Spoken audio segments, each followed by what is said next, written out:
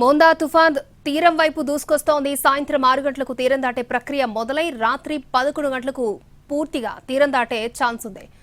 ఓడరేవు అంతర్వేది మధ్యలోని తూర్పుపాలెం కేశవదాసుపాలెం మధ్య తీరం దాటనుంది తుఫాన్. ల్యాండ్ ఫాల్ అయినప్పటి నుంచి పూర్తి తీరం దాటే వరకు 5 గంటలు పట్టే ఛాన్స్ ఉంటుంది. ఆ 5 గంటలు కీలకమంటున్నారు వాతావరణ శాఖ అధికారులు. భీకర గాలులకు కరెంటు కమ్యూనికేషన్ వ్యవస్థలు దెబ్బతినే అవకాశం ఉంది.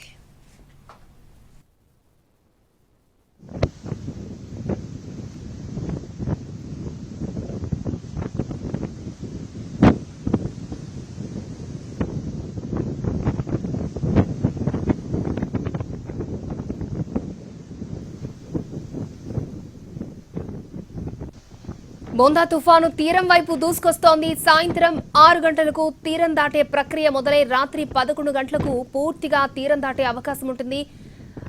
ఓడలరేవు అంతర్వేది మధ్యలోని తూర్పుపాలెం కేశవదాసుపాలెం మధ్య తీరం దాటనుంది తుఫాన్.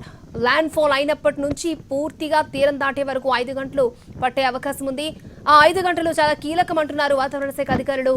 భీకర గాలులకు కరెంటు కమ్యూనికేషన్ వ్యవస్థలు దెబ్బతినే అవకాశం ఉంది.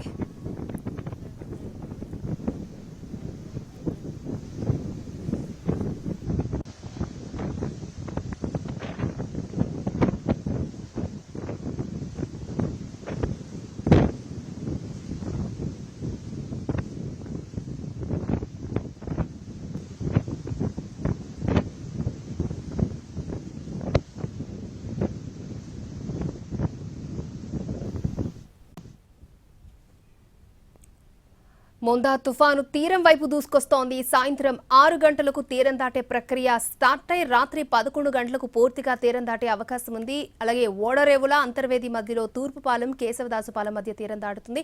సో ఈ 5 గంటలు చాలా కీలకమంటున్నారు వాతావరణ శాఖ అధికారులు. సో మరిన్ని అప్డేట్స్ అందించడానికి విజయవాడ నుంచి డిజాస్టర్ మేనేజ్మెంట్ కార్యాలయం నుంచి మా ప్రతినిధి వినయ్ మనకి లైవ్ లో అప్డేట్స్ అందించడానికి రెడీగా ఉన్నారు. వినయ్, మోందా తుఫాన్ తీరం దగ్గరికి వస్తుంది. రాత్రి 11 గంటల సమయానికి ఆ కోనసీమ జిల్లా వాడలరేవు అంతర్వేది మధ్య తీరం దాటుతుందని ప్రస్తుతం ఉన్న వాతావరణ పరిస్థితుల ప్రకారం మనకి తెలుస్తా ఉంది. అయితే ఈ 5 గంటలు కీలకమని చెప్పి వాతావరణ శాఖ అధికారులు చెప్తా ఉన్నారు. దీనికి సంబంధించి డిజాస్టర్ మేనేజ్మెంట్ కార్యాలయంలో పూర్తిగా అప్రమత్తమైన పరిస్థితి కనిపిస్తా ఉంది. ఎందుకంటే ఈ 5 గంటలు చాలా కీలకం. కౌంట్ డౌన్ కూడా అంటే తీరం దాటే ప్రక్రియకు కౌంట్ డౌన్ మొదలైన నేపథ్యంలో పూర్తిగా రాష్ట్రంలో ఉన్న యంత్రాంగాన్ని అంతా కూడా అప్రమత్తం చేసిన పరిస్థితి మనకు కనిపిస్తా ఉంది. గడిచిన 6 గంటల్లో గంటకు 10 కిలోమీటర్ల వేగంతో తుఫాను కదులుతా ఉంది. ప్రస్తుతం మచిలీపట్నానికి 110 కిలోమీటర్లు, అదేవిధంగా కాకినాడకి 190 కిలోమీటర్లు, విశాఖపట్నానికి 280 కిలోమీటర్ల దూరంలో కేంద్రీకృతమైంది. అయితే ఈరోజు రాత్రి 11 గంటలకు కోనసీమ జిల్లా అటు అంతర్వేది ఓడలరేవు మధ్య ఈ తీరం దాటే అవకాశం ఉందని చెప్పి మనకున్న వాతావరణ శాఖ పరిస్థితులు బట్టి అర్థమవుతా ఉంది. అయితే దీనికి సంబంధించి అంటే ఈ 5 గంటలు కీలకం కాబట్టి అటు పూర్తిగా ఏదైతే వర్ష ప్రభావిత ప్రాంతాల్లో పూర్తిగా భారీ వెహికల్ అన్ని కూడా నిలిపివేస్తూ ఇప్పటికే అధికారులు ఆదేశాలు జారీ చేశారు. ముందుగా ఆయా ప్రాంతాలకు వెళ్లిన వాహనాలన్నీ కూడా పక్కనే లేబైలో సురక్షితంగా పార్కింగ్ చేసుకోవాలని కూడా అధికారులు చెప్తా ఉన్నారు. ఏదైనా ఎమర్జెన్సీ అయితే తప్ప బయటికి వెళ్లొద్దని చెప్పి అధికారులు సూచిస్తున్న పరిస్థితి కనిపిస్తోంది. ముఖ్యంగా తీరం దాటే సమయంలో అటు లోతెత్తు ప్రాంతాలతో పాటు అదేవిధంగా తీర ప్రాంతాల్లో ఎక్కువ ఎఫెక్ట్ ఉంటుంది కనుక పూర్తిగా అధికారులందరినీ కూడా అలర్ట్ చేస్తున్న పరిస్థితి కనిపిస్తా ఉంది.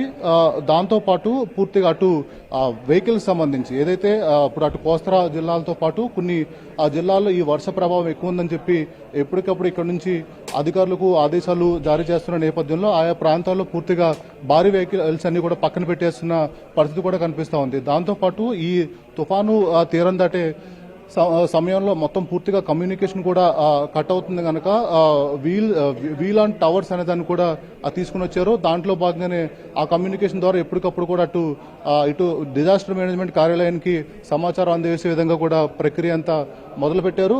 దాంతో పాటు అటు ఇక్కడ మొత్తం సిబిఎస్ సెల్ ఫోన్ సంబంధించి కూడా ఒక సిస్టమ్ ని ఏర్పాటు చేశారు. అంటే రాష్ట్రంలో పరిస్థితి ఏ విధంగా ఉంది, ఎలాంటి పరిస్థితులు ప్రభావాలు ఆయా ప్రాంతాల్లో ఉన్నాయని చెప్పి విపత్తుల నిర్వహణ సంస్థ ఎప్పటికప్పుడు సమాచారం చేరవేస్తున్న నేపథ్యంలో అటు విపత్తుల నిర్వహణ సంస్థ కేంద్ర కార్యాలయం ఇచ్చిన టోల్ ఫ్రీ నంబర్లు కూడా వరుసగా మోగుతున్న పరిస్థితి కూడా కనిపిస్తా ఉంది. ఎప్పటికప్పుడు రాష్ట్రంలో పలు ప్రాంతాల నుంచి ప్రజలందరూ కూడా ఈ కార్యాలయానికి ఫోన్ చేసి అక్కడ ఎటువంటి పరిస్థితి ఉన్నది కూడా తెలుసుకున్న పరిస్థితి కనిపిస్తా ఉంది. మరోవైపు ఈ 5 గంటలు కీలకం గనక సాయంత్రం 10 గంటలకు తీరం దాటే అవకాశం ఉన్న నేపథ్యంలో విపత్తుల నిర్వహణ సంస్థ పూర్తిగా అప్రమత్తమైంది.